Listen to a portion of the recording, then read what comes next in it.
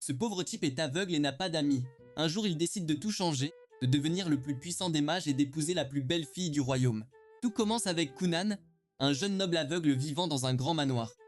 Depuis l'enfance, tous le plaignent car ses yeux ne fonctionnent pas. Son père lui explique que voir, c'est reconnaître les couleurs, les formes et le monde. La cécité de Kunan est liée à la cicatrice du héros, une marque rare connectée à la légendaire chevalière Historaelia. Son père lui dit que ce n'est pas une honte et qu'il doit en être fier, mais les domestiques chuchotent toujours sur sa triste vie. Kunan les entend, mais ne comprend pas pourquoi la cécité suscite la pitié. Un jour, sa servante Iko l'emmène rencontrer son professeur de magie. Kunan doute que la magie l'aide, car il a toujours besoin d'être guidé. Iko lui rappelle qu'il est né avec un emblème d'eau, ce qui signifie qu'il peut utiliser la magie de l'eau, un don rare. Sa professeure Jenny Commence la leçon. et Kunan surprend tout le monde en créant une petite boule d'eau dès son premier essai. Jenny la décrit comme étant de la taille d'un œil. Ce mot donne un nouveau rêve à Kunan. Il se demande s'il peut utiliser la magie pour se créer des yeux et enfin voir les couleurs et les formes. Après cela, Kunan s'intéresse davantage au monde. Pendant le déjeuner, il demande pour la première fois ce qu'il y a dans son sandwich, et Iko lui explique joyeusement les ingrédients. Plus tard, sa tutrice Flora lui fait la lecture, et Kunan l'interroge sur Historaelia. Flora explique qu'Histora a vaincu le roi démon mais a perdu un bras et une jambe. À cause de cela, certains descendants naîtraient incomplets et seraient appelés porteurs de la cicatrice du héros. Kunan écoute, mais n'accepte pas que sa vie soit définie par une vieille légende. Il décide que ce qui compte n'est pas la cicatrice, mais ce qu'il peut accomplir avec la magie. Kunan s'entraîne si intensément qu'il s'effondre d'épuisement. Après s'être rétabli, il réalise que son corps doit devenir plus fort pour supporter de longues pratiques magiques. Iko suggère l'entraînement à l'épée, plus de nourriture et une croissance physique progressive. Sous la direction de Maître Oro, Kunan commence à développer son endurance. L'entraînement est difficile mais il persévère. Quand Jenny revient, elle remarque que Kunan a changé. Il ne se sent plus vide ou morose. Il a un objectif clair. Elle lui demande de répéter le sort d'eau de base et au lieu d'une orbe, il en crée 7 d'un coup. Jenny est stupéfaite car elle ne lui a jamais appris ça. Sa progression vient de ses propres efforts. La princesse Mirika, la fiancée de Kunan, lui rend visite ce jour-là. Elle le trouvait distant et fermé, leur engagement n'était qu'un devoir. Mais cette fois, Kunan est différent. Il parle plus ouvertement, montre de l'assurance et démontre sa magie de l'eau. Mirika s'intéresse sincèrement, et la journée se passe bien mieux que prévu. Sur le chemin du retour, elle ne cesse de penser à lui et est impatiente de le revoir. Kunan réalise aussi qu'il l'a négligé, alors il demande à Flora de lui apprendre à agir en parfait gentleman. Jenny admet plus tard que Kunan maîtrise déjà les bases de la magie de l'eau. Pour rester utile, elle change d'approche et lui enseigne un contrôle plus profond. Elle explique que la magie de l'eau consiste à créer de l'eau, la maintenir, la modeler et en changer les qualités. Elle lui montre des orbes d'eau chaude et froide. Kunan expérimente aussitôt en créant de l'eau au goût de pomme. Aiko le goûte et confirme, frustrant Jenny car il a compris la leçon instantanément. Cette nuit-là, Kunan s'entraîne sans dormir. Il se concentre sur les pommes, leur forme, leur odeur et leur toucher, mais ne peut imaginer leur couleur. C'est un problème majeur car son rêve dieu magique dépend de la couleur. Il refuse d'abandonner. Le lendemain matin, il fait flotter un orbe d'eau près des pommes du petit déjeuner. Soudain, il réalise qu'il peut percevoir les couleurs par magie. Il identifie 2 pommes vertes et 3 rouges. Iko vérifie, il a raison. Folle de joie, elle le serre dans ses bras et pleure, car Kunan a enfin fait de réels progrès pour voir. Iko informe vite le père de Kunan qu'il peut détecter les couleurs par magie. Elle explique que les objets proches aux formes claires sont plus faciles à comprendre, et qu'il peut même lire en percevant l'encre sur le papier. Son père est fier et ému car le travail de Kunan porte enfin ses fruits. Le lendemain, Kunan tente de surprendre Jenny avec un orbe d'eau rouge géant, mais toute sa famille apparaît, le surprenant. Il perd le contrôle, et l'eau rouge éclate partout, les trempant, lui et Iko. Ressemblant à du sang, sa mère crie et s'évanouit. Iko explique que le sang est rouge, et voir Kunan ainsi l'a terrifié. Son père le réprimande et lui coupe son argent de poche 2 mois. Il coupe aussi le salaire d'Iko 3 mois, ce qui l'a fait s'évanouir. Jenny observe secrètement et réalise que Kunan est peut-être assez talentueux pour atteindre le titre de sorcier Sarouen. Plus tard, le père de Kunan envisage de l'envoyer à l'école. Son frère aîné Ixio est surpris car Kunan a à peine quitté le domaine. Leur père dit que c'est exactement pourquoi il doit aller à l'école pour apprendre le monde extérieur. Ixio se souvient avoir guidé Kunan dehors, mais a trébuché et est tombé, le laissant coupable. Malgré tout, il promet d'aider son frère. Le lendemain, Kunan plaisante avec Iko, utilisant un bol d'eau enchanté comme faux outil de divination. Iko l'interroge sur sa jeunesse perdue et son futur mari, et Kunan la flatte avec des réponses. Flora les observe, se demandant si enseigner l'humour et le charme à Kunan fut une erreur, mais heureuse de le voir sourire. Plus tard, Iko emmène Kunan voir son père. En chemin, Kunan crée des boules d'eau chaude car elle a froid. Il s'inquiète de la raison pour laquelle son père veut le voir, mais Iko plaisante qu'il n'a rien fait de mal, sauf le désastre de l'eau rouge. Au manoir, Balan les accueille, Ixio conduit Kunan à l'intérieur, Iko et Balan attendent. Le père de Kunan lui demande s'il ira à l'école. Kunan refuse, ne voulant pas déranger et ayant un travail magique important. Son père explique que les nobles doivent y assister, mais il a eu une permission spéciale pour Kunan à cause de sa cécité. Kunan n'est pas ce traitement spécial et essaie de changer de sujet en demandant son argent de poche, ce qui mène à une dispute. Sa mère intervient et leur rappelle le vrai problème, Mirika. Son père explique que si Kunan évite les devoirs nobles, les gens pourraient le mépriser. Si Mirika épouse un inculte, elle souffrira aussi. Kunan repense à tout. Pour Mirika, il accepte d'y aller. Soulagé de ne pas devoir y aller tous les jours, il n'a qu'à passer 5 fois les examens annuels pour son diplôme. Ixio dit que Mirika et lui sont déjà en classe supérieure et l'aideront. Sa mère est excitée de préparer son uniforme et prend ses mesures avec Iko. Avant le départ d'Ixio, son père l'avertit que des nobles pourraient cibler Kunan et Mirika. Ixio promet de veiller sur eux. Le lendemain matin, Kunan annonce à Mirika qu'il a décidé de s'inscrire. Elle est ravie de passer plus de temps avec lui. Kunan avoue être nerveux à l'idée d'entrer dans un nouvel endroit. Mais Mirika lui promet son soutien, il s'inquiète aussi de ses admirateurs masculins. Quand il lui demande, elle répond fièrement que 5 garçons l'apprécient. Kunan réalise qu'il devra peut-être gérer des élèves jaloux. Le jour de la rentrée, il met son uniforme et Iko le complimente. Il plaisante avec assurance avant de monter dans le carrosse. Avant de partir, il utilise la magie de l'eau pour recouvrir les roues d'un gel doux, rendant le trajet plus fluide. Ixio remarque que le carrosse bouge à peine. Kunan explique qu'il a créé ce sort pour réduire les secousses, car personne ne veut avoir mal au dos en voyageant. Il envisage même de devenir technicien en magie un jour. Pendant le trajet, Ixio lui demande s'il est nerveux. Kunan répond qu'il est plus fort maintenant. Il remercie Ixio de son soutien et lui dit d'arrêter de se sentir coupable de l'accident d'enfance. Kunan dit qu'il est prêt à avancer quoi qu'il arrive. Ixio est touché par le changement de son frère. Kunan déclare ensuite vouloir vivre plus longtemps que le monde lui-même pour profiter pleinement de la vie, ce qui fait suspecter à Ixio l'influence d'Aiko. Arrivé à l'école, Kunan perçoit les gens avec une précision impressionnante. Mirika l'accueille à l'entrée et Kunan complimente aussitôt sa beauté. Elle répond enjouée, surprenant Ixio par leur interaction naturelle. Alors que Mirika s'apprête à le guider, Kunan entend les nombreuses voix venant du bâtiment. Le bruit est accablant, mais il ne veut plus fuir. Il respire, tend la main et demande en plaisantant à Mirika de l'escorter comme une délicate demoiselle. Elle rit et lui prend joyeusement la main. À l'école, la nouvelle professeure de Kunan, Cass, était déjà stressée avant de le rencontrer. Fils d'un Marcus, elle se sentait trop inexpérimentée pour gérer quelqu'un d'un tel statut. En attendant, elle entendit des filles s'enthousiasmer pour un bel élève. En se retournant, elle vit Kunan arriver, Mirika à son bras. Cass se présenta vite, mais Kunan répondit d'une manière ridicule et trop élégante qu'il a pris au dépourvu. Puis la cloche sonna, Mirika et Ixio partirent et Cass resta réalisant que son nouvel élève ne serait pas normal. À proximité, des élèves parlaient de Kunan et de la cicatrice du héros. Leurs commentaires irritèrent visiblement le prince Lyle. Les élèves autour de lui changèrent aussitôt de ton, et Lyle partit de mauvaise humeur son groupe le suivant. Cass emmena ensuite Kunan dans une salle privée pour son examen de placement. Elle expliqua que les élèves devaient normalement attendre avant de passer des tests supérieurs, mais qu'il avait la permission de le faire plus tôt. Kunan comprit aussitôt que l'influence de son père en était la cause. Même s'il savait que son père avait des liens étroits avec le roi, il se sentait gêné par ce traitement spécial. Il s'excusa même pour les problèmes que son nom causait à l'académie. Après cela, il se plaignit des nobles et de la politique injuste jusqu'à ce que Cass tente désespérément de clore le sujet en lui tendant le test. Mais quand elle vérifia sa copie plus tard, elle fut choquée.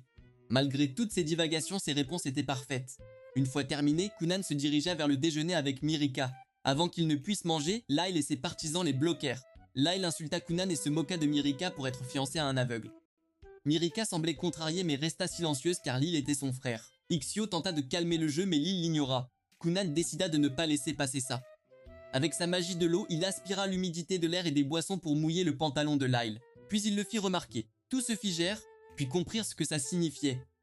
Lyle paniqua, nia tout et s'enfuit humilié. Ixio soupçonna immédiatement Kunan, mais Kunan fit semblant de ne rien savoir. Quand les trois s'assirent enfin pour manger, Kunan demanda qui était ce grossier personnage.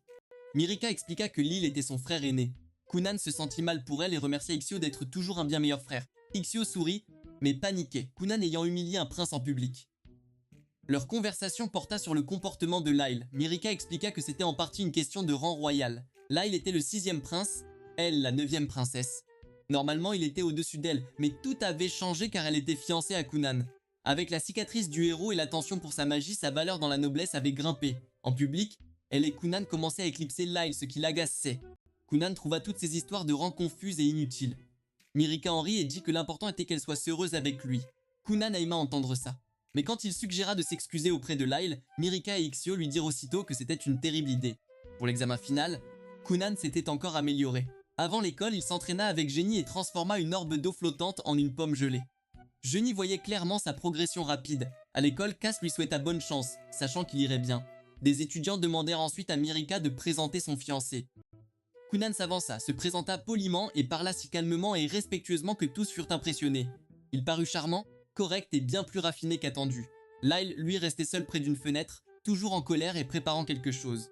Quand les étudiants lui dirent que l'examen commençait, il agit avec arrogance, disant qu'il viendrait quand il voudrait. Mais Kunan s'approcha soudain, d'humeur joyeuse et amicale comme s'ils se rencontraient pour la première fois. Lyle fut pris au dépourvu. Kunan le loua si ouvertement que Lyle rougit de gêne. Les étudiants proches furent choqués puis amusés, car c'était la première fois qu'ils le voyaient perdre son calme. L'examen continua et après, K donna les résultats en dessinant une fleur au tableau, signifiant que tous avaient réussi. La classe célébra aussitôt. Kunan rentra chez lui et s'entraîna avec Jenny. Elle lui demanda de diviser une orbe d'eau en 10 morceaux égaux, ce qu'il fit facilement. Puis il lui montra du nouveau. Il transforma l'une d'elles en un petit oiseau qui pouvait voler. Ce fut le moment où Jenny accepta qu'il avait dépassé son niveau. Plus tard au thé, elle lui dit honnêtement qu'elle n'avait plus rien à lui apprendre. À ses yeux, il maîtrisait toutes les bases et la dépasserait bientôt. Elle avoua inventer des exercices étranges juste pour continuer à l'aider. Kunan ne rejeta pas du tout ses efforts. Il lui a dit que ces exercices l'avaient aidé à progresser. Il a même cru qu'elle partait à cause du salaire et a proposé de demander une augmentation à son père. Mais Jenny a dit que l'argent n'était pas le problème. Elle ne se sentait plus légitime d'être payée comme son professeur, car elle ne pensait plus pouvoir le guider vraiment. Elle a dit clairement qu'elle avait atteint ses limites. Kunan l'a supplié de rester quand même si les leçons étaient improvisées, car elle le faisait avancer. Pourtant, Jenny n'a pas changé d'avis et elle est partie. Sur le chemin du retour, elle n'arrêtait pas de penser au talent de Kunan. Au lieu de la décourager, ça a ravivé sa flamme. Elle a décidé que s'il visait le titre de sorcier céruléen, elle aussi continuerait à se dépasser. De retour au manoir, Aiko a dit à Kunan que Flora avait aussi démissionné. Puisqu'il avait terminé les études des enfants nobles, son travail était terminé. Kunan était triste de n'avoir jamais pu la remercier correctement, mais Aiko a expliqué que Flora avait évité de dire au revoir car elle savait qu'elle pleurerait. Alors Kunan a décidé de lui écrire une lettre sincère. Ce soir-là au dîner, Kunan a parlé à son père de la démission de Jenny et a expliqué qu'il avait maintenant besoin d'un professeur de magie plus puissant. Ixio a alors mentionné avoir entendu parler d'un mage royal d'élite nommé Zeonli. Kunan s'est tout de suite intéressé et a dit qu'il voulait cet homme comme prochain mentor. Son père a immédiatement rejeté l'idée, expliquant que les sorciers royaux travaillaient directement pour la couronne et ne pouvaient pas être simplement engagés comme des tuteurs normaux. Kunan a quand même essayé d'élaborer un plan ridicule pour en rencontrer un et le convaincre. Son père a trouvé l'idée stupide, mais la mère de Kunan est intervenue et a insisté doucement jusqu'à ce qu'il cède et accepte au moins de demander au roi.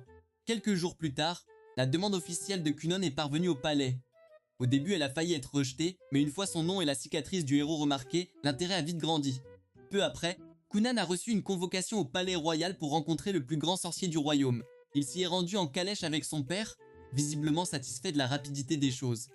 Kunan a supposé que c'était grâce au lien étroit de son père avec le roi, mais son père a expliqué que le mage en chef de la cour s'était personnellement intéressé à la magie de Kunan. Pendant le trajet, son père lui a demandé quel sort il pouvait utiliser maintenant. En réponse, Kunan a formé une sphère d'eau et l'a transformée en un petit chat noir posé sur ses genoux.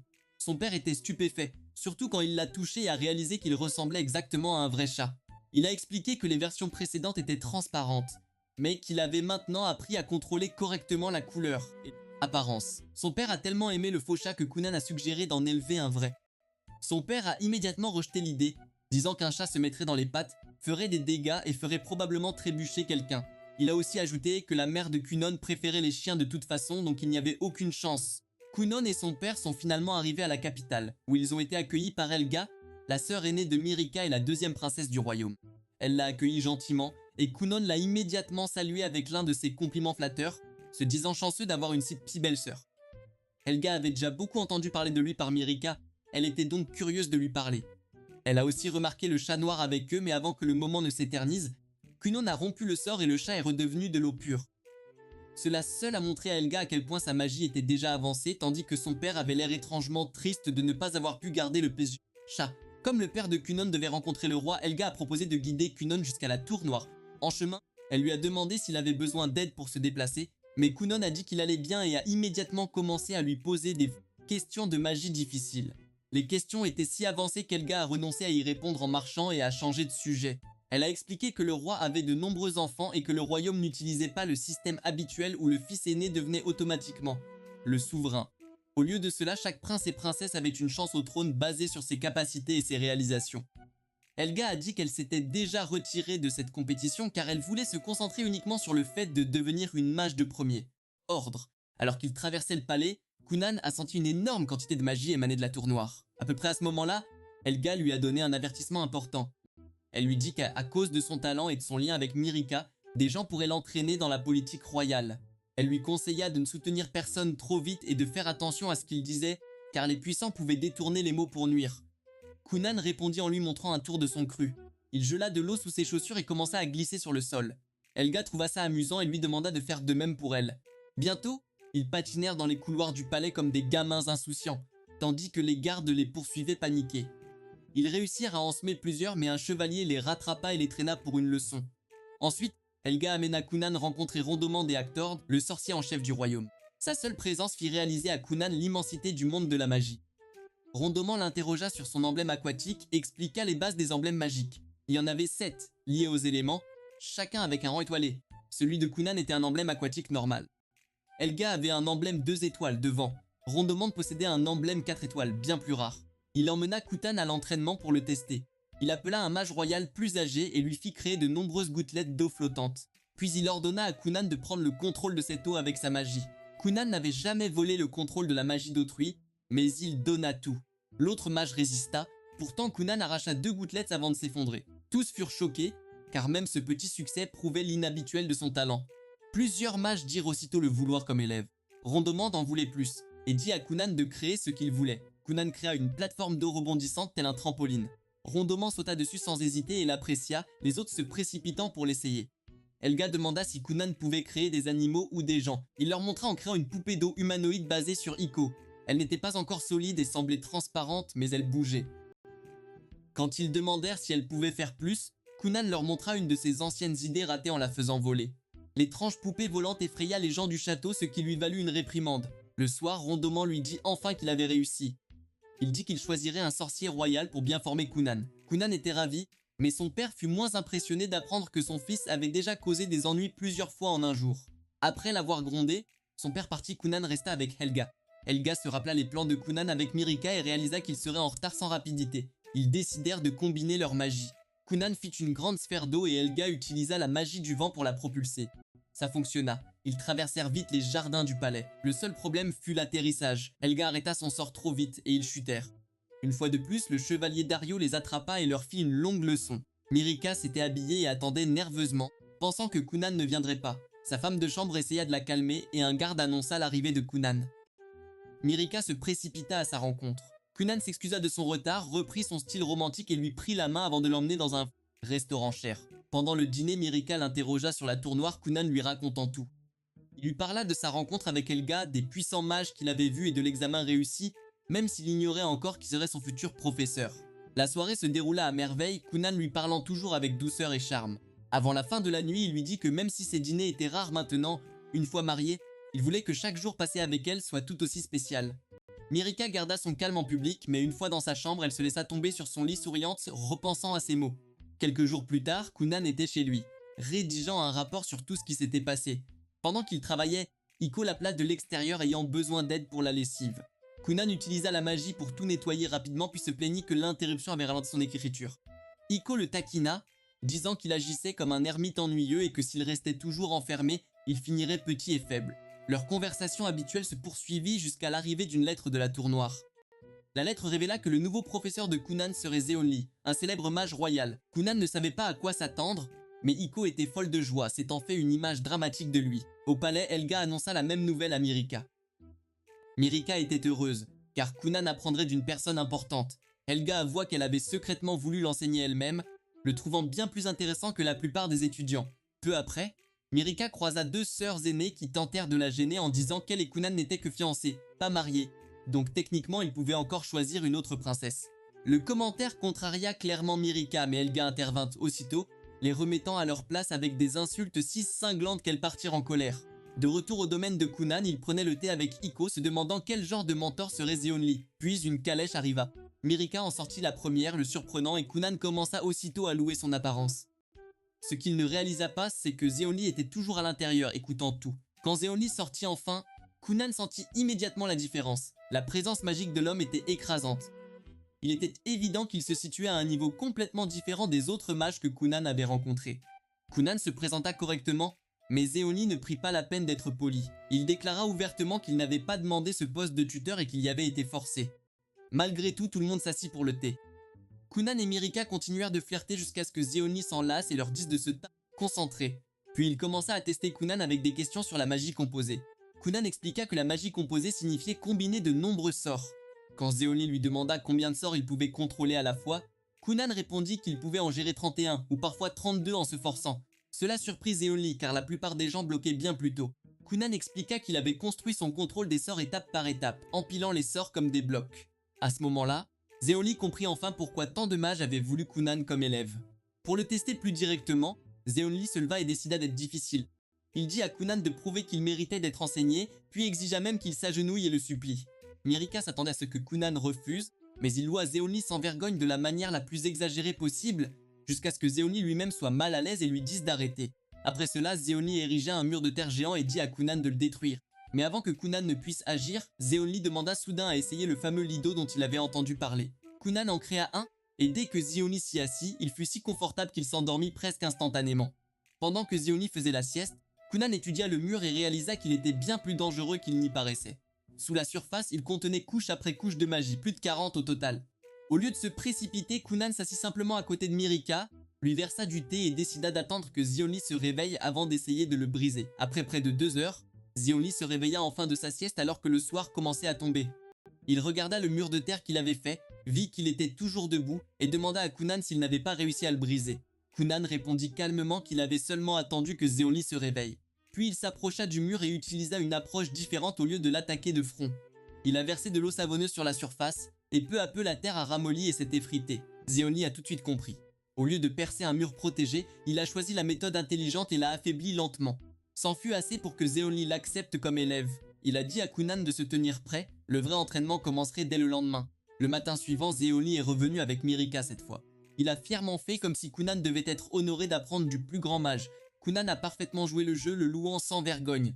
Il s'est dit le plus chanceux d'être formé par un sorcier si talentueux et beau. Zeoni était amusé, mais l'a prévenu que l'entraînement ne serait pas facile. Kunan a répondu avec encore plus de bêtises, disant que la sévérité de Zeoni prouvait son intérêt. Zeoni, déjà un peu lasse, l'a traîné à l'intérieur. Une fois dedans, l'excitation de Kunan est retombée nette. Au lieu d'apprendre de nouveaux sorts, il devait copier les notes illisibles de Zeonli. Il était clair que Zeonli lui refilait de la paperasse. Kunan s'attendait à de la magie, pas à du travail de bureau, mais il n'avait pas le choix. Zeonli a renvoyé tout le monde, disant que les documents étaient secrets. La pièce vide, il a demandé à Kunan de refaire le lido de la veille. Kunan l'a fait sans mal. Zeonli s'y est allongé, s'est installé et s'est rendormi, laissant Kunan rédiger seul. Dehors, Mirika a discrètement pris Iko à part et lui a dit qu'elle avait commencé l'entraînement à l'épée en secret. Elle a demandé à Iko de ne rien dire à Kunan. Iko fut surprise, les princesses ne s'entraînant pas ainsi. Elle a accepté de garder le secret. Peu après, Mirika a changé de vêtements, pris une épée en bois et est allée s'entraîner avec Dario. Elle était débutante mais sérieuse. Sa raison était simple. Kunan portait la cicatrice du héros et devenait célèbre et respectée. Elle voulait aussi devenir plus forte. Elle ne voulait pas être vue comme quelqu'un derrière lui juste à cause de fiançailles. Elle voulait mériter sa place à ses côtés. Pendant ce temps, Kunan peinait sur l'horrible écriture de Zeonli. Les notes étaient si désordonnées qu'il distinguait à peine les mots des symboles. Quand Zeonli s'est enfin réveillé, il a demandé l'avancement. Kunan a dit qu'il n'avait fait que la moitié. Au lieu de le féliciter, Zeonli s'est moqué, disant qu'un aveugle irait plus vite. Kunan a rétorqué que quiconque deviendrait aveugle à lire une telle écriture. Il a même comparé celle de Zeonli à quelque chose traîné par un ver sale. Zeonli a fait semblant d'être offensé, mais Kunan a dit que s'il faisait du travail non payé, il devrait au moins envoyer une facture. À ce moment, Zeonli a expliqué la vraie raison. Lire un livre ne donne qu'un savoir temporaire, mais s'efforcer de comprendre et l'écrire de sa main le grave bien plus longtemps dans l'esprit. Kunan a enfin compris que même ce travail pénible faisait partie de son entraînement. Avant de partir, Zeonli lui a dit de finir le reste pour la prochaine fois. En sortant, Kunan a demandé ce qu'était un étrange symbole sur un papier qui ressemblait à une formule de sort. Zeonli a décidé que lui montrer serait plus simple que d'expliquer et lui a dit de revenir bientôt à la capitale.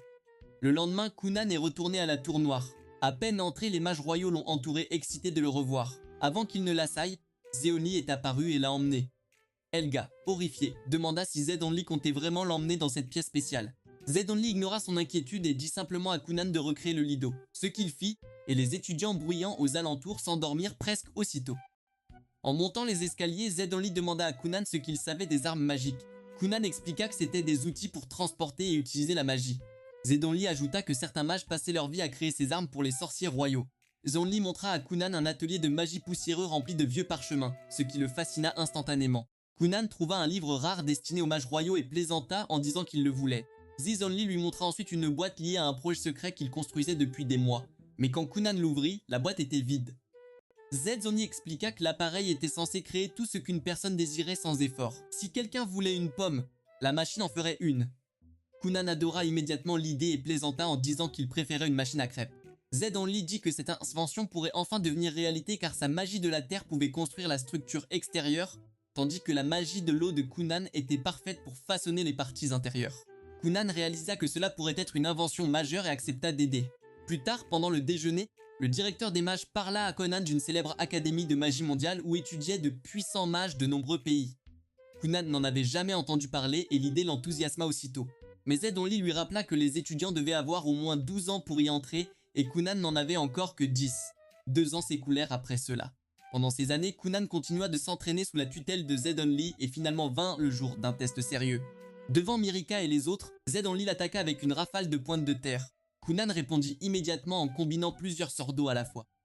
Sa magie adoucit l'impact, absorba l'attaque et la renvoya sous forme de vague qui s'écrasa sur Zonli. Voyant cela, Zonli déclara que Kunan avait réussi. Ensuite, tout le monde rentra et Aiko sortit une marmite magique qui produisit instantanément une tarte fraîche.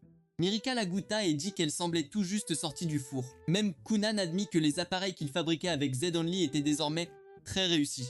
Pourtant, il se plaignit de n'avoir pas vu d'argent et soupçonna Zonli d'avoir gardé tous les bénéfices. Dans le bureau, Mirika souligna que Kunan et Zonli avaient déjà travaillé ensemble sur plus de 5 outils magiques réussis. Kunan ajouta qu'ils en avaient un autre encore en développement et avaient également publié plusieurs nouvelles théories magiques ensemble. Xiaomi lui rappela ensuite qu'il aurait bientôt 12 ans et devrait sérieusement penser à entrer à l'école de magie. Kunan refusa d'abord car il pensait que Zonli était le seul professeur dont il avait besoin. Mais Zonli expliqua qu'en tant que mage de la terre, il y avait des limites à ce qu'il pouvait enseigner à quelqu'un axé sur la magie de l'eau.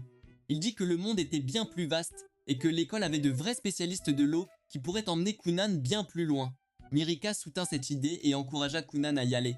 Elle promit que pendant qu'il s'entraînerait loin de chez lui, elle continuerait aussi à s'améliorer pour que lorsqu'il se reverrait, elle soit digne de se tenir à ses côtés. Cette nuit-là, après avoir dit au revoir à Zonli, Kunan retourna à son bureau et repensa à tout ce qui s'était passé au fil des ans. Il réalisa quelque chose d'important. Il s'était tellement habitué à percevoir le monde sans la vue qu'il avait presque oublié son rêve initial de se créer des yeux. Maintenant, il comprit que s'il voulait vraiment que ce rêve se réalise, il devait continuer à devenir plus fort. Les jours suivants, il devint obsédé par la résolution du problème. Il continua d'expérimenter et d'échouer encore et encore. Puis, un matin tranquille, la solution lui apparut enfin. Il comprit qu'il avait trop compliqué les choses. Ce dont il avait vraiment besoin, c'était quelque chose comme un miroir, une méthode pour refléter le monde extérieur et envoyer cette image dans son esprit. Une fois cette idée formée, il commença immédiatement à travailler. Enfin, il réussit. Pour la première fois de sa vie, Kunan ouvrit vraiment les yeux et vit le monde. Des larmes coulèrent sans qu'il le veuille. Il regarda les livres puis la fenêtre. Il remarqua aussi derrière lui une étrange créature, un crabe géant immobile. Elle n'attaquait pas, alors il pensa qu'elle n'était peut-être pas dangereuse. Malgré tout, la vue était choquante. Se souvenant d'une promesse, il créa un miroir. Il avait décidé que lorsqu'il verrait enfin, le premier visage qu'il regarderait serait le sien. Il se regarda dans le miroir, il était encore petit, un simple garçon, sans trait d'adulte. Il parla au crabe qui resta immobile et silencieux. Puis il appela Eiko. Elle arriva aussitôt, vit ses yeux ouverts et l'orbe magique flottant et comprit. Dès qu'elle réalisa qu'il avait réussi, elle se jeta sur lui. Excitée, elle l'étreignit fort. Ce faisant, elle heurta l'orbe magique, ce qui étourdit Kunan. En riant, elle dit qu'il devait le dire à son père et promit un grand dîner. Mais Kunan remarqua d'autres choses étranges. Eiko semblait avoir une corne sur la tête. Confus, il l'interrogea. Elle dit en riant que la corne n'apparaissait que si elle était en colère et disparaissait si elle était heureuse.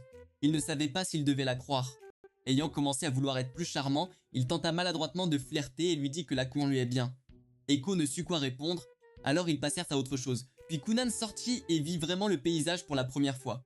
De vastes plaines, des montagnes lointaines, un château au loin. Mais quelque chose clochait. Les couleurs n'étaient pas normales. Le ciel était violet, l'herbe bleu pâle et le soleil semblait noir. Il sut que le monde ne devait pas ressembler à ça. Eiko vint l'envelopper d'une cape contre le froid, puis suggéra d'aller annoncer la nouvelle à ses parents. En chemin, Kunan demanda si elle voyait le crabe géant qui le suivait. Eiko pensa qu'il inventait, alors il laissa tomber. Même si l'expérience avait marché et qu'il voyait, il était évident que le résultat était étrange. Arrivé au manoir, Kunan vit enfin sa famille. Sa mère et son frère furent fous de joie en apprenant qu'ils voyaient. Sa mère pleura. Son frère le félicita d'avoir fait ce que personne n'avait jamais fait. Mais Kunan était distrait. Son frère semblait avoir de grandes ailes, et les yeux de sa mère étaient de couleurs différentes. Pour lui, ils étaient incroyables et il le dit, la comparant à une héroïne de conte. Il demanda si leur famille était en partie ange. Son frère, comme d'habitude, ne donna aucune réponse utile. Eiko tenta d'expliquer, mais cela ne fit qu'embrouiller. À ce moment, Kunan réalisa qu'il était entouré d'absurdités que personne ne semblait remarquer. Le crabe, la corne, les ailes, les yeux étranges et les couleurs déformées suggéraient que même s'il voyait, ce n'était pas complètement normal. Puis son père arriva, plein d'excitation, et le félicita. Il a dit qu'il informerait la capitale de l'exploit de Kunan. Les autres sont partis et Kunan est resté seul avec son frère.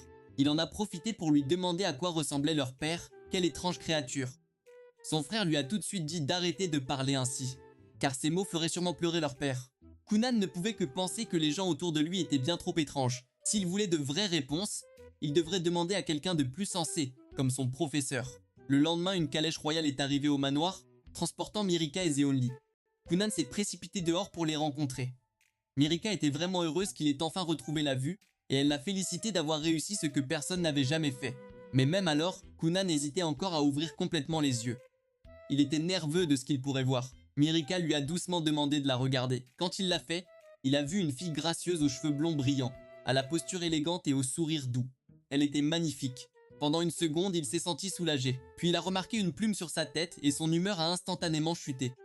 Mirika a mal interprété sa réaction, pensant qu'il était déçu par son apparence. Pour corriger cela, Kunan lui a rapidement fait un doux compliment, la comparant à une plume flottant dans le ciel. Dario les a ensuite rejoints, ajoutant que Mirika n'était plus un petit oiseau fragile, car elle était devenue meilleure à l'épée. Kunan a aussi remarqué une lame brillante et irréelle derrière Dario et a posé des questions. Mais Dario a cru qu'il parlait de son épée normale et a commencé à l'expliquer fièrement. C'est là que Kunan a réalisé que l'épée brillante était une autre chose étrange que lui seul pouvait voir. Puis Xiaomi a parlé et Kunan l'a regardé. Le problème était que Xiaomi semblait enveloppé d'une telle lumière dorée que Kunan distinguait à peine sa forme. Il a dû se couvrir les yeux et demander si c'était vraiment à ça que ressemblait son professeur. Xiaomi a pris cela pour un compliment, bien sûr, et a affiché sa satisfaction. Kunan a ensuite emmené Zeonli dans une pièce privée et lui a tout expliqué. Il a parlé des couleurs étranges, du crabe géant, de la plume de Mirika, de la corne d'Aiko et de toutes les autres choses bizarres que ses nouveaux yeux lui montraient. Zeonli a d'abord ri parce que ça semblait ridicule. Mais après s'être calmé, il a donné deux explications possibles. Une idée était que Kunan pourrait voir la forme des âmes des gens. L'autre idée était qu'il pourrait avoir une maladie magique, affectant sa vision et lui faisant voir des choses qui n'étaient pas censées être là. Zeonli a expliqué qu'il était passé une fois par un endroit surchargé d'énergie magique et avait commencé à voir des créatures étranges.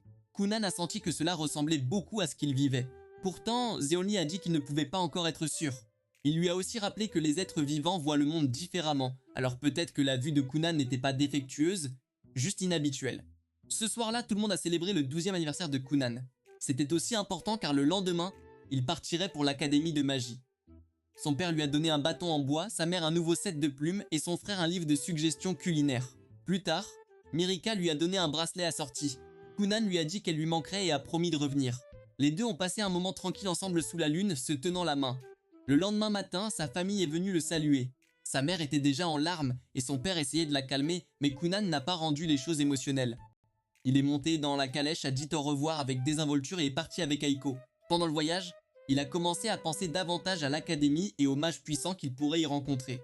Après plusieurs jours de route, Aiko a demandé combien de temps cela prendrait encore. Kunan expliqua que l'académie était encore loin et que le voyage prendrait environ 1 mois. Il savait qu'elle ne resterait pas jusqu'au bout, mais lui demanda si elle était sûre. Aiko lui dit que sa décision était prise. Elle voulait s'établir, se marier et commencer sa vie avant qu'il ne soit trop tard. Kunan tenta de la culpabiliser en lui demandant s'il pouvait vraiment se débrouiller sans elle. Aiko répliqua aussitôt. « Comptes-tu quitter Mirika pour m'épouser ?» Kunan ne répondit rien et détourna le regard. Ils arrivèrent vite au domaine de son grand-père.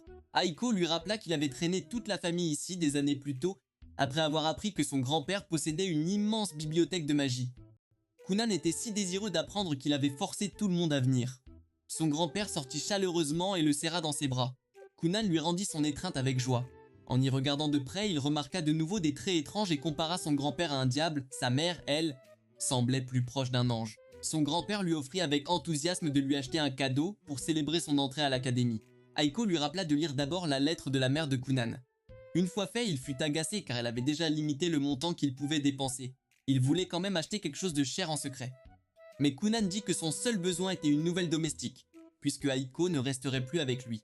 Son grand-père présenta Rinko, la sœur cadette d'Aiko. Elle avait aussi ces étranges traits en cornes que Kunan voyait. Rinko expliqua poliment qu'elle avait accepté le poste car le salaire était bon et qu'elle économisait pour son avenir. Elle avait déjà un fiancé et voulait monter une entreprise avec lui un jour. Kunan lui dit que c'était bien, car il était aussi fiancé et n'avait aucune intention de causer de problème. Rinko dit qu'ils espéraient ouvrir un commerce. Plus tard, pendant que le dîner était préparé, Rinko admit qu'elle s'attendait à ce que Kunan soit gâté à cause des histoires sur la cicatrice du héros. Au lieu de cela, il semblait plus normal qu'elle ne l'attendait. Aiko expliqua que Kunan se perdait souvent dans son travail et oubliait de manger. Rinko devrait donc le surveiller. Aiko repensa à tout ce qu'ils avaient traversé. Elle se souvint de ses débuts à s'occuper de lui des jours d'école et du moment où il l'avait vu. Elle dit à Rinko que, peu importe son talent, Kunan n'était qu'un enfant et faisait trop facilement confiance, donc le protéger serait désormais son travail. Rinko plaisanta qu'avec la façon dont Kunan parlait aux filles, il pourrait devenir un vrai fauteur de troubles à l'académie. Aiko rejeta cette idée aussitôt et insista, c'était un ange. Le lendemain, Kun finit de faire ses bagages. Aiko vint lui dire que la calèche était prête. Il la remercia sincèrement et admit qu'il ne serait pas le même sans elle. Il ajouta que des années pourraient s'écouler avant qu'ils ne se revoient. Aiko lui dit de ne pas s'inquiéter et plaisanta qu'elle serait peut-être mariée et aurait un bébé. Ils s'étreignirent fort avant qu'ils ne partent avec Rinko. Sur la route, Kunan demanda à Rinko si elle acceptait d'être séparée de son fiancé si longtemps.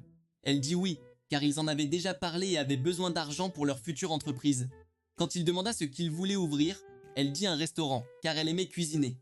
Ils entrèrent finalement dans le royaume de Dashik, une terre connue pour la magie. La ville semblait construite autour de cela. Kunan remarqua un magasin de livres magiques et entra immédiatement. Il fut émerveillé par la sélection. Rinko ne comprenait pas pourquoi il était si impressionné, son grand-père ayant déjà une immense bibliothèque. Kunan expliqua qu'il avait déjà lu toute cette collection, alors que cette boutique était spécialisée dans les livres rares sur la magie. Rinko vérifia ensuite les prix et fut choqué. Les livres coûtaient une somme ridicule. Kunan rit et expliqua que de tels livres magiques étaient rares et précieux, d'où leur prix élevé. Avant qu'ils ne partent, une femme à lunettes s'approcha et demanda si Kunan était un magicien de l'académie. Il expliqua poliment qu'il comptait seulement y entrer. Elle lui demanda de montrer de la magie, alors il créa un petit chat magique. Elle le prit instantanément et l'adora. Quand il demanda si elle était mage aussi, elle dit qu'elle n'avait pas assez de talent, mais qu'elle aimait la magie et voulait rester proche de ce monde. Elle mentionna aussi que cette année serait particulièrement passionnante car une sainte d'un autre royaume entrerait aussi à l'académie. Puis elle essaya de lui vendre un livre spécial prétendument écrit par C uniquement. Kunan refusa, expliquant plus tard à Rinko que c'était probablement juste une copie de quelque chose qu'il avait déjà vu pendant son temps avec C. Uniquement. Après cela, ils visitèrent un magasin de vêtements. Pendant que Rinko essayait des tenues, Kunan utilisa son sens du toucher pour étudier les tissus. Quand il demanda de quel animal provenait une fourrure, le commerçant dit que c'était un renard sombre. Kunan créa nonchalamment un renard sombre magique. Le commerçant fut choqué car il semblait réel. Kunan expliqua que s'il comprenait bien quelque chose, il pouvait le reproduire avec la magie. Le commerçant fit alors un commentaire stupide, demandant si Kunan pouvait aussi créer une femme. Rinko se mit en colère immédiatement, le réprimanda et traîna Kunan hors du magasin. Après quelques jours de voyage, ils atteignirent enfin la capitale de Dashik et virent l'académie de magie.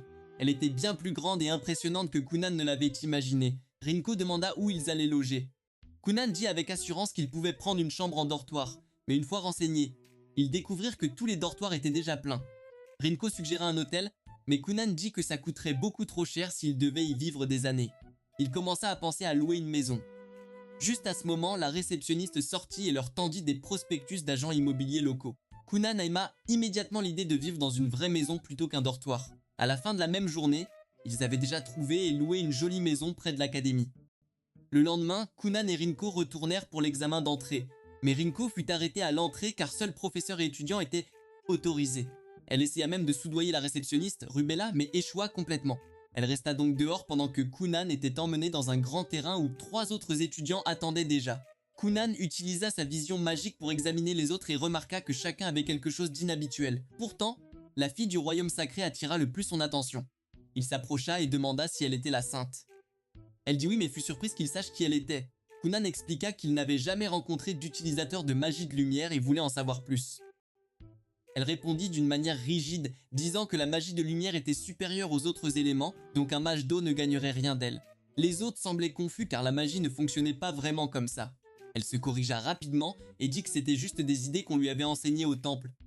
Elle les avertit aussi qu'elle semblait souvent impolie sans le vouloir car elle manquait de réaction émotionnelle normale. Quelque chose, dit-elle, venait de sa cicatrice de héros. Cela rendit Kunan encore plus intéressé car il sentait qu'il partageait quelque chose d'important. Avant que la discussion ne continue, les professeurs d'examen arrivèrent. Le professeur principal, Serf, et le deuxième examinateur, Sifi, se présentèrent puis choquèrent tout le monde. Les 4 étudiants étaient déjà acceptés. Les candidats étaient confus, l'examen n'ayant même pas commencé. Serf expliqua que l'école prétendait que l'admission était dure, mais en fait tout porteur de blason magique était presque toujours accepté. Le test servait à déterminer le niveau d'entrée de chaque élève. Il expliqua les 3 filières. La première pour les débutants. La deuxième, la voie normale, guidée par un professeur. La troisième, la recherche avancée pour les élèves talentueux, capables d'étudier seuls. Kunin fut instantanément excité par cette option. La partie pratique commença. Chaque élève devait déclarer son blason et montrer son sort le plus puissant. Hank commença. Il avait un blason de feu 2 étoiles et pouvait utiliser cette sort. Son attaque était une traînée de feu qu'il contrôlait. Kunan aima car c'était simple mais utile. Ria passa ensuite. Il avait un blason de vent 2 étoiles et pouvait lancer 8 sorts. Il utilisa une attaque de vent bien plus forte qui s'écrasa au sol. Kunan trouva ça impressionnant, Reyes avança. Elle avait un blason de lumière 3 étoiles et pouvait utiliser 5 sorts. Sa compétence principale était la guérison, mais comme personne n'était blessé, elle montra un sort d'attaque, un rayon de lumière. Kunan fut stupéfait, car un tel mouvement serait très dur à éviter. Il voulut voir plus de sa magie, puis ce fut son tour. Kunan dit avoir un blason d'eau 2 étoiles, mais prétendit ne connaître que 2 sorts simples. Cela perturba Serf, car il avait reçu des instructions spéciales pour rendre l'examen de Kunan plus dur. Quand Kunan demanda pourquoi, Serf dit avoir des lettres de puissant à son sujet, dont The Only. Au moment où le nom de The Only fut prononcé, les autres réagirent fortement. Kunan fut surpris qu'ils le connaissent, mais Serf expliqua que The Only était célèbre dans les cercles magiques. Il laissa entendre que Sifi ne l'aimait pas. The Only ayant demandé un test difficile, Kunan l'accepta. Serf créa une puissante barrière de vent autour de lui et dit à Kunan de la vaincre. Tous pensaient que c'était impossible, l'eau perdant face à cette défense. Kunan lui semblait presque ennuyé. Il créa de nombreuses bulles autour de Serf. Serf admit que c'était impressionnant, mais des bulles ne briseraient jamais son bouclier. Kunan continua. Il en fit d'autres, les rendit rouges, et les fit tournoyer autour de la barrière en violente tempête. Serf avait un problème. S'il lâchait le bouclier, la masse tourbillonnante le frapperait. Pourtant, Serf refusa de céder. Kunan fabriqua calmement une chaise d'eau, s'assit et expliqua que le combat était fini. Il dit pouvoir maintenir la tempête de bulles 2 jours, alors que la barrière de Serf consommerait la magie bien plus vite. Serf réalisa que Kunan avait raison et abandonna. Dès la fin de l'épreuve, Kunan se tourna vers Reyes lui demandant plus de magie de lumière. Ensuite, ils furent emmenés pour des entretiens. Kunan tenta encore de parler à Reyes l'invitant à un parfait mais elle refusa. Surf lui dit d'arrêter de la distraire et de se concentrer. En attendant, Kunan demanda à Surf le type de questions posées aux entretiens. Surf dit que ça dépendait de l'étudiant. Plus tard, il demanda à Kunan ce qu'il aurait fait si le combat avait eu une limite de temps. Kunan dit qu'il aurait tenté d'infiltrer de l'eau dans la barrière de vent pour la maîtriser de l'intérieur. Surf demanda si c'était possible. Kunan admit n'avoir pas testé mais pensait que ça fonctionnerait. Pour lui, l'eau était l'élément le plus flexible, pouvant pénétrer presque tout. Quand vint son tour, Sifi le mena dans une pièce étrange. Il ne sentait rien, ce qui le troublait. Elle expliqua qu'il y faisait nuit et proposa son aide, mais il dit qu'il pouvait se débrouiller. À l'intérieur, même sa vision magique cessa. Puis il sentit 7 personnes, l'une dit n'avoir enseigné que Z. Kunan lui demanda aussitôt de ne pas s'approcher, car il était fiancé et ne voulait pas être trop près d'une autre femme. Elle fut déconcertée, surtout après avoir entendu comment il importunait Reyes. Kunan insista que ce n'était pas flirter, mais un intérêt pour sa magie. L'intervieweuse demanda ensuite ce qu'il avait appris ce jour-là. Kunan parla avec enthousiasme des sorts vus, disant vouloir les étudier et utiliser ses idées à sa manière. Cette réponse lui plut. Elle lui annonça son placement en classe avancée, le rendant extrêmement heureux. Elle laissa entendre que s'il continuait de bien faire, elle pourrait le prendre comme élève. Avant qu'elle ne puisse en dire plus, Kunan était déjà parti. Chez eux, ses parents reçurent une lettre de Rinko. Il avait réussi et était en classe avancée. Ils étaient fiers. La lettre mentionnait qu'il avait rendu le terrain de l'école rouge à l'examen, et son père se mit en colère. Il parla de couper l'argent de poche de Kunan, mais se rappela que les élèves avancés n'en recevaient pas. Peu après, ces derniers apprirent pire. Ils devaient subvenir à leurs besoins. Reyes détestait cette idée, arguant qu'elle était venue étudier la magie, pas s'inquiéter d'argent. Serf répondit que l'école voulait des mages d'élite, et qui ne pouvaient survivre seuls n'atteindraient jamais le sommet. C'était un problème énorme pour Reyes, ses coûts de vie étant élevés, et elle devait payer ses 2 gardes servantes. Plus tard, on montra aux étudiants leur laboratoire personnel. Saif expliqua que les pièces étaient gratuites, mais qu'ils devaient payer leurs matériaux. S'ils n'obtenaient pas assez de crédits en fin de trimestre, ils seraient rétrogradés. Kunan n'était pas inquiet. Il avait déjà un revenu de son travail avec Si, et pouvait toujours gagner de l'argent comme ingénieur magicien. Il demanda à Reyes quels emplois il pourrait faire, puis tenta encore de l'inviter à un dessert. Elle le rejeta aussitôt. Cette nuit-là, Rinko remarqua Kunan abattu et demanda ce qui n'allait pas. Il avoua être gêné que Reyes le refuse toujours. Rinko lui donna un simple conseil. Si quelqu'un dit non sans cesse, arrête d'insister, sinon ça devient impoli. Kunan accepta. Elle demanda s'il pouvait encore la payer, puisqu'il devait gagner son argent.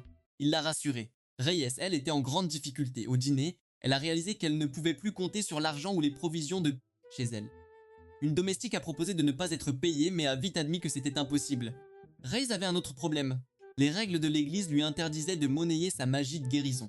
Elle était coincée. Le lendemain, après une nuit d'inquiétude, Reyes arriva épuisée à l'école. Elle vit un énorme lion devant le labo de Kunan. Elle demanda ce qui se passait, on lui dit que Kunan avait déjà lancé une entreprise. Elle vit une étudiante épuisée le payer pour 1 heure. Kunan fit entrer la fille et les autres attendaient leur tour. La foule attira Surf et Siffy. Surf demanda ce que c'était. Kunan expliqua avoir transformé son labo en entreprise de sommeil, remplie de lits d'eau magique, si confortable que les étudiants épuisés pouvaient enfin se reposer. Il expliqua avoir eu l'idée car la recherche détruisait le sommeil, d'où la demande. Surf fut impressionné et lui offrit un plus grand labo. Il demanda seulement que les professeurs puissent aussi payer et l'utiliser. Beaucoup manquaient de sommeil, Kunan était gêné de faire payer les profs, mais Surf lui dit qu'il paierait. Très vite, son entreprise de sommeil devint populaire à l'académie. Étudiants et personnel revenaient, et les éloges se répandirent. Il gagna vite beaucoup d'argent, mais en tant qu'élève de Xiaomi, il se démarquait tant que plus de gens à l'école le surveillaient. Cette nuit-là, la maison de Reyes fut privée d'électricité, elle ne pouvait payer la facture d'énergie magique, elle était sous le choc, ne s'attendant pas à une vie scolaire si difficile. Sa domestique suggéra de demander de l'aide aux profs, mais elle l'avait déjà fait. Leur réponse fut simple. Kunan savait transformer la magie en argent. Elle n'aimait pas l'idée car il agissait étrangement, mais elle n'avait pas d'autre choix. Le lendemain, Reyes alla le voir et demanda de l'aide. Elle craignait qu'il ne demande quelque chose en retour. Kunan lui dit qu'il ne profiterait pas d'elle. Il dit qu'il demanderait une faveur plus tard, mais rien d'injuste. Pour éviter les malentendus, Siffy écouta. Il proposa de travailler avec Reyes et de lui laisser le rôle principal, car elle avait un besoin urgent d'argent. Elle accepta. Kunan était heureux pour une autre raison, étudier sa magie de près. Il demanda au professeur Shuria, qui avait déjà bénéficié de son entreprise de sommeil, de l'aider à obtenir des graines rares. Elle lui apporta des graines de Chichila, une herbe sacrée d'une valeur énorme. Reyes fut choqué car ces graines ne poussaient que sur terre sacrée.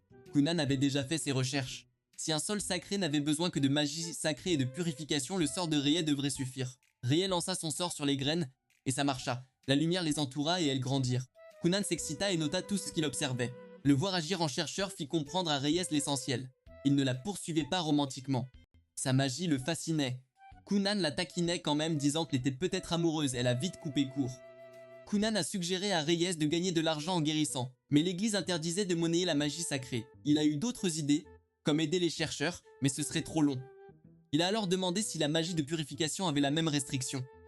Puisque non, il a suggéré de créer un produit magique avec elle. Shuria l'a averti d'être prudente, les droits partagés sur les inventions magiques pouvant devenir complexes. Reyes a appris autre chose. Kunan avait payé lui-même le coût total de l'expérience. Les graines avaient coûté 1000 et il était prêt à perdre tout cet argent si le plan échouait. En entendant cela, elle lui fut profondément reconnaissante.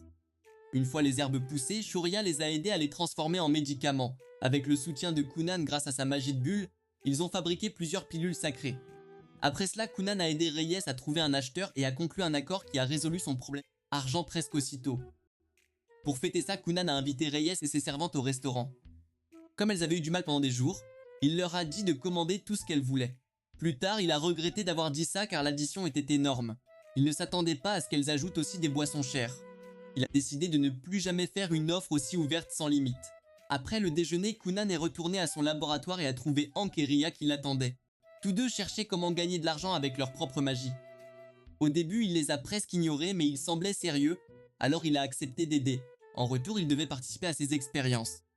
Il a dit à Hank de continuer à essayer de cuire du bacon avec la magie du feu, et à Ria de continuer à tester si la magie du vent pouvait être utilisée pour voler. À peu près au même moment, 3 filles qui observaient Kunan en silence se sont retrouvées dans son laboratoire de sommeil. Dès qu'elles se sont rencontrées, il était clair qu'elles s'intéressaient toutes au même garçon, et l'ambiance est devenue tendue. Un mois plus tard, Kunan a montré au professeur un nouveau produit pour son entreprise de sommeil, une peluche douce sans poils en forme de rat. Certains clients avaient dit qu'ils voulaient toujours quelque chose de doux à tenir en dormant, même avec les lits à eau. Alors il en a fabriqué un. Surf a refusé de le tester, sûr qu'il serait trop confortable pour le lâcher. À ce moment-là, Surf et Siffy voyaient clairement que les étudiants avancés de cette année réussissaient exceptionnellement bien. Kunan avait déjà une entreprise prospère. Reyes avait trouvé une source de revenus stable. Hank et Ria commençaient aussi à s'améliorer grâce au travail que Koonan leur donnait. Pourtant, Surf pensait que ce n'était qu'une question de temps avant que les factions de l'académie ne viennent les recruter. Les trois filles sont revenues chercher Koonan, mais après avoir appris qu'il était absent, elles sont parties. Pendant ce temps, la nouvelle peluche de Koonan est devenue populaire rapidement et plus de clients ont réservé du temps à son laboratoire de sommeil. Plus tard, il a d'abord vérifié Hank. Hank avait encore brûlé le bacon et a admis que contrôler le feu avec soin pour la cuisson était bien plus difficile qu'il n'y paraissait. Koonan lui a dit qu'un bon bacon nécessitait une chaleur constante et douce. Hank a compris cela, mais contrôler une flamme avec cette précision pendant si longtemps était difficile. Koonan lui a dit de continuer à essayer puis il est allé voir Ria. Ria avait trouvé comment se soulever, mais il ne pouvait toujours pas rester en l'air et continuait de tomber. Koonan l'a rattrapé avec un lit à eau avant qu'il ne touche le sol et lui a dit qu'il devait maîtriser le vol stationnaire avant d'essayer un vrai vol. Au déjeuner, Koonan fit utiliser le bacon gâché de Hank pour des sandwichs pour ne pas gaspiller. Il força Hank à les manger, car c'était lui qui avait abîmé la viande. Ria se joignit à eux pour économiser et Reyes accepta aussi volontiers la nourriture gratuite. Le bacon était si brûlé que le repas fut horrible. Au même moment, les trois filles s'approchèrent enfin de Koonan, mais des clients leur crièrent dessus pour avoir doublé la file. Une fois leur tour venu, elles l'atteignirent, mais oublièrent pourquoi elles étaient là en l'entendant parler de ces nouveaux produits de sommeil.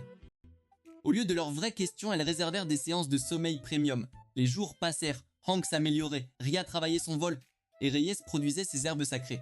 Sifi était contente que tout se passe bien, même si Reyes ne comprenait pas pourquoi l'école forçait les élèves avancés à gagner leur argent. Sifi expliqua que de jeunes mages talentueux passaient leur enfance soutenue par de riches familles.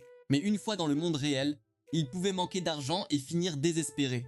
Cette faiblesse en faisait des cibles faciles pour des gens dangereux.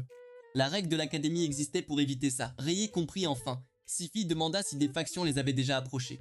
Étrangement, aucune. C'était suspect, car les groupes auraient dû recruter. En réalité, des recruteurs avaient été envoyés, mais beaucoup s'étaient endormis dans le labo de sommeil de Koonan au lieu de faire leur travail. Le lendemain, au déjeuner, le groupe parla des factions.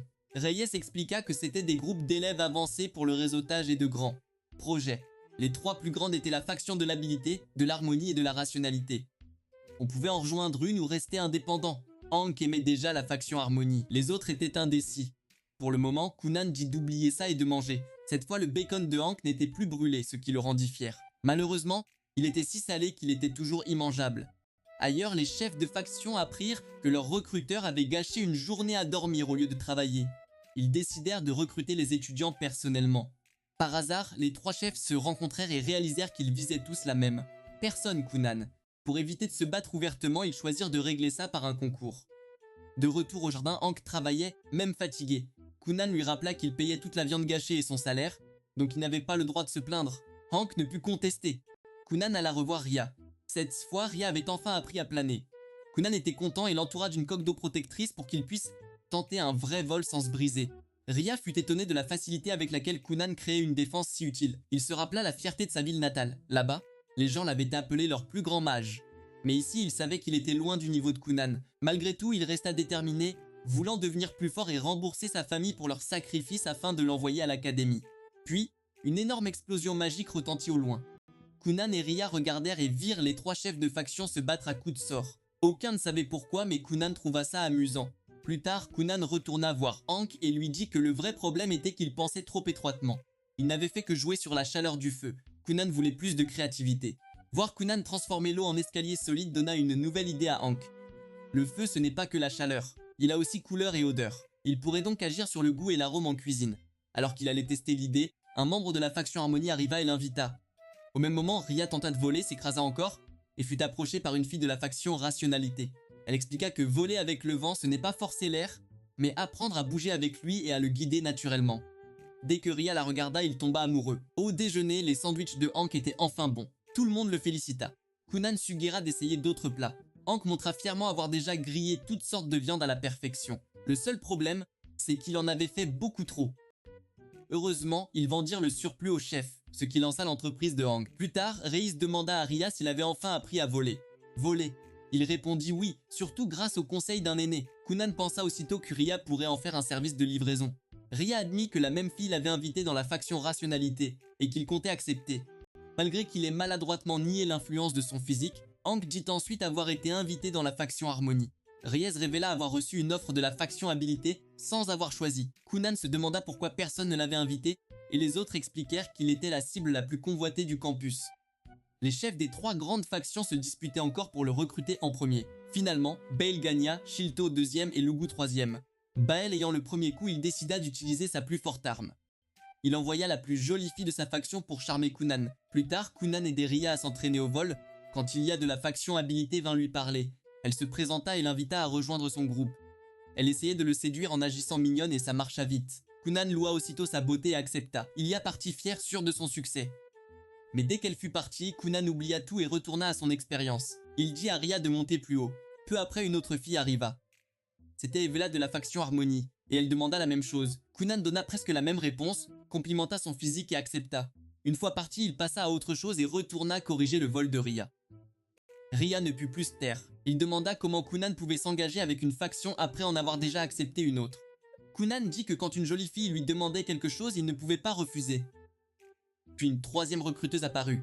Elle se présenta comme Cassie de la faction Rationalité et utilisa la même approche douce. Cette fois, Kunan réagit différemment. Il ignora l'invitation, dit à Ria qu'il partait et s'en alla. Ria fut choquée, n'ayant jamais vu Kunan si froid avec une personne attirante. Kunan expliqua sans détour qu'il avait cru que c'était un homme, d'où son refus. Peu après, ils rencontrèrent la vraie recruteuse de la faction Rationalité. Elle remercia Ria d'avoir choisi leur groupe, puis invita Kunan. Bien sûr, Kunan accepta aussitôt. À ce moment, Ria était complètement perdue et alla demander son avis à quelqu'un d'autre. Quand la nouvelle se répandit que Kunan avait accepté les 3 invitations, tout le monde réalisa que des problèmes arrivaient. À la base de la faction Capacité, ils célébraient déjà car Ilia croyait l'avoir recruté. Puis des membres de la faction Rationalité firent irruption et l'accusèrent de mentir. Leur chef expliqua le problème. Les 3 factions avaient convenu d'un ordre pour approcher Kunan, pensant qu'il choisirait l'une et rejetterait les autres. Au lieu de cela, il avait accepté les 3. Personne n'ayant jamais géré une telle situation, les chefs décidèrent de lui parler directement. Pendant ce temps, Kunan dormait paisiblement inconscient du chaos. Ajuya Mirika s'entraînait aussi dur. Elle s'était beaucoup améliorée à l'épée mais pas encore assez forte pour vaincre un ours seul. Lors d'une chasse, un ours faillit la tuer. Mais son frère Lyle intervint à la dernière seconde et la sauva. Il loua ses efforts et lui dit qu'elle avait bien fait. Mirika restait malheureuse, sachant qu'elle n'était pas encore assez forte. Cette nuit-là, de retour au château, les servantes chuchotaient sur ses disparitions et retours tardifs. Aucune ne savait ce qu'elle faisait. Sa femme de chambre Laura lui donna une lettre pour son examen noble final, la rendant tendue, car elle savait qu'il serait difficile. Puis Laura mentionna une autre lettre, de Kunan. Aussitôt l'expression de Mirika s'éclaira. Elle s'assit avec du thé et commença à lire. La lettre parlait des étranges expériences magiques de Kunan, même des choses idiotes comme cuire du bacon avec de la magie du feu. Cette partie l'amusa, mais quand il mentionna Reyes, elle fut mal à l'aise. L'idée qu'il se soit rapproché d'une autre fille la dérangeait plus que prévu. Pourtant, elle décida de lui faire confiance et de croire qu'il lui resterait fidèle. Le lendemain matin à Dashik, Rinko dit à Kunan vouloir organiser les finances de la maison. Elle lui demanda un relevé complet de ses achats. Kunan ne voyait pas l'intérêt, mais Rinko expliqua que pour bien gérer l'argent, il fallait suivre les entrées et les sorties. Elle demanda où allaient ses bénéfices de l'école. Kunan avoua qu'il mettait généralement l'argent dans un tiroir et l'oubliait. Quand elle lui demanda s'il gardait les reçus, il dit non, mais se souvenait parfois d'avoir noté des achats dans un carnet. Il n'avait aucune idée d'où était passé ce carnet. Rinko lui dit de le trouver. Quand Kunan arriva à l'académie, il remarqua Reyes mangeant un sandwich de Hank. L'odeur lui dit que c'était du bacon de Hank et il en voulait un. Mais avant de penser à manger, Hank et Ria se précipitèrent pour lui dire de se cacher. Kunan les ignora et demanda s'il y avait des sandwichs en plus.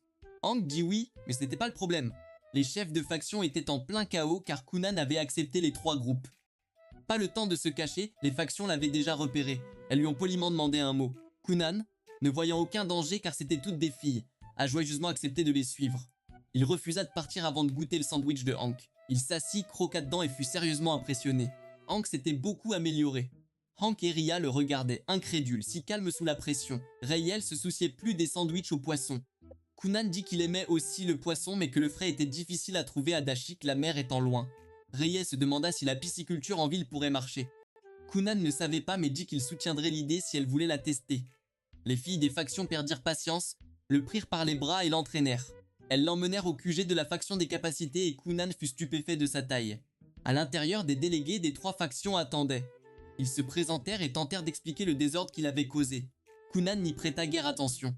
Il était trop distrait par les étranges signes magiques qu'il voyait autour d'eux. Puis il remarqua que l'une des leaders, Shilto, était une fille. Ce fut immédiatement la seule chose qui l'intéressa. Il s'approcha d'elle et commença à flirter sans vergogne. Tout le monde était stupéfait. Ils avaient entendu dire qu'il était très gentil avec les filles, Mais le voir faire ça devant les leaders des factions, c'était autre chose. Une membre nommée Sandra s'agaça et lui dit de prendre la situation au sérieux. Kunan remarqua alors que son signe magique ressemblait à un banc de poissons, ce qui lui fit penser qu'elle devait être une mage de l'eau. Il l'invita donc à prendre le thé pour parler magie. À ce moment-là, il était évident pour tous que Kunan était une personne très étrange. Comme il ne semblait prêter attention qu'aux femmes, les autres décidèrent de laisser Shilto mener la conversation principale. Elle lui demanda directement quelle faction il comptait réellement rejoindre. Kunan répondit joyeusement qu'il répondrait à tout autour d'un thé, alors ils se dirigèrent tous vers le hall. En chemin, Kunan vit Ginevas et faillit paniquer à cause de l'horrible image magique qui l'entourait. C'était de loin la chose la plus effrayante qu'il ait vue depuis longtemps. Une fois assis, Bael lui demanda quelle faction il comptait choisir. Kunan était toujours distrait et ne répondit pas correctement. Mais quand Shilto redemanda, il se concentra et admit que s'il devait en choisir une, il choisirait probablement la sienne. Le problème était qu'il s'était déjà engagé auprès des trois, et il détestait rompre sa parole. Alors, il annonça qu'il voulait rejoindre les trois factions à la fois. Cette réponse choqua tout le monde. Les leaders lui demandèrent s'il croyait sérieusement valoir un arrangement aussi compliqué. Kunan dit qu'il ne pouvait rien promettre, mais qu'il était prêt à faire ses preuves. Cela mena à un duel entre Kunan et les meilleurs étudiants des trois factions.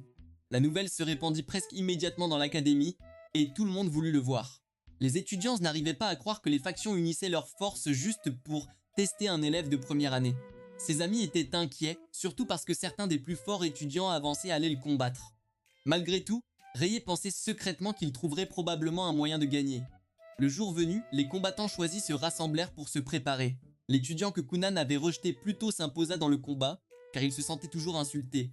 Quand Kunan entra sur le terrain, les 4 adversaires s'avancèrent. Hank fut nerveux en voyant Sandra parmi eux. Sa magie était puissante mais difficile à contrôler, causant beaucoup de dégâts. Saifi, l'arbitre, plaça une barrière protectrice autour des deux côtés. La règle était simple. Dès qu'une barrière subissait trop de dégâts, ce côté perdait.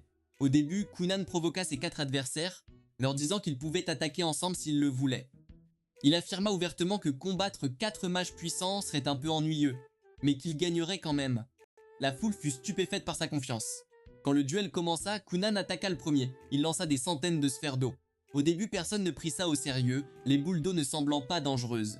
Mais il les multiplia jusqu'à ce que l'air se transforme en une épaisse brume rouge. Ses amis comprirent vite que c'était une version plus avancée du tour qu'il avait déjà utilisé. Les adversaires pensaient qu'il essayait juste de bloquer leur vision et de faire du désordre. Puis la brume changea. Kunan condensa le brouillard rouge et le fit tomber comme de la pluie. Mais ce n'était plus de l'eau ordinaire. C'était devenu une vase épaisse et collante.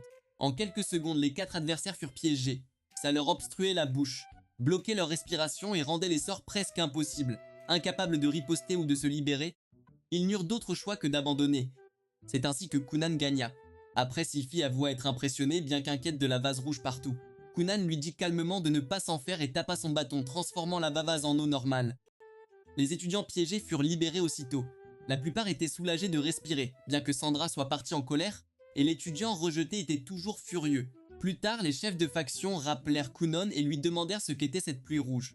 Kunan expliqua que la couleur rouge ne signifiait rien. Il l'avait ajouté pour distinguer ce sort des autres. Le vrai tour était qu'il avait changé la texture de l'eau ordinaire jusqu'à ce qu'elle devienne de la vase. Comme on ne peut pas chanter la bouche pleine de substances collantes, il savait que ça les neutraliserait vite. Les chefs étaient impressionnés, mais une question restait. La barrière de Saifi aurait dû bloquer les sorts défensifs. Alors comment la vase de Kunan l'avait-elle traversée? Kunan expliqua que la barrière ne réagissait qu'à la magie identifiée comme une attaque. Son tour de vase n'était techniquement qu'un sort d'eau basique modifié de faible puissance, donc la barrière ne le considérait pas dangereux. Cette réponse les surprit encore plus. Kunan dit qu'il n'avait pas inventé le tour sur le champ non plus. Il avait découvert cette faiblesse lors d'un entraînement avec Zhongli. À l'époque, Zhongli lui avait dit de gagner par tous les moyens possibles. Kunan avait utilisé le même tour de vase sur lui une fois et avait même réussi à gagner ce round. Après, Zi apprit comment ça marchait et commença à le battre avant qu'il ne puisse finir de le lancer. Donc le coup fonctionnait mieux la première fois, avant que quiconque ne sache ce que c'était.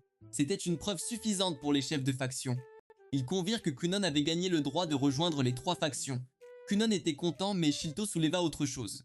Elle lui dit qu'il devrait s'excuser auprès de la personne qu'il avait humiliée plus tôt. Kunan dit qu'il comptait déjà s'excuser auprès des filles, mais qu'il n'avait aucun intérêt à courir après ce gars. Shilto le corrigea. Cassie, la personne qu'il avait ignorée, s'identifiait comme une fille. Cela secoua Kunan profondément. Il passa des heures seul dans son labo à y penser. Quand ses amis le trouvèrent, ils lui demandèrent si tout s'était bien passé après le duel. Il hocha la tête et leur dit que le problème des factions était résolu. Ils le félicitèrent mais il ne ressentait aucune fierté, il avait honte. Il comprit à quel point il avait été impoli et négligent envers Cassis, et cette pensée l'embarrassait profondément. Il imagina même la déception de Mirica si elle avait vu ce côté de lui. Pendant ce temps, à Julia, Mirica passait son examen de certification nocturne. Lil vint la voir avant, car il était enthousiasmé pour elle. Quand son nom fut appelé, elle s'avança et fit face à son adversaire. Le combat fut rude au début, mais elle changea d'appui au bon moment, jeta l'autre personne au sol et gagna. Elle s'était entraînée si dur pour une seule raison. Elle voulait devenir une femme digne de se tenir aux côtés de Kunan à son retour. Plus tard, Kunan reçut une lettre de Mirica décrivant sa vie depuis son départ. Il la lut avec un réel intérêt, et quand il apprit qu'elle était officiellement devenue chevalier, il fut fier mais aussi inquiet. Il savait que ce genre de voie était dure et épuisante. Alors il décida de lui répondre et de lui dire de ne pas trop se surmener. Quand Mirica lut sa réponse, elle sourit à son inquiétude. Elle appréciait qu'il se soucie d'elle, mais elle pensait aussi qu'elle était plus forte qu'il ne le réalisait probablement. Pourtant, vers la fin de sa lettre, Kunan mentionna nonchalamment qu'après avoir rejoint les 3 factions, il s'était retrouvé avec environ 12 amis. Cette partie l'a mis mal à l'aise. Techniquement, il n'avait rien fait de mal. Mais si elle avait vu à quel point il était entouré de filles maintenant, elle se serait sentie beaucoup moins calme. Et le lendemain matin, cette inquiétude devint encore plus réelle car Kunan arriva à l'école et se retrouva entouré de filles, lui demandant de travailler avec elle sur des recherches. Et c'est là que cette vidéo se termine. Regardez la vidéo suivante jusqu'à la prochaine.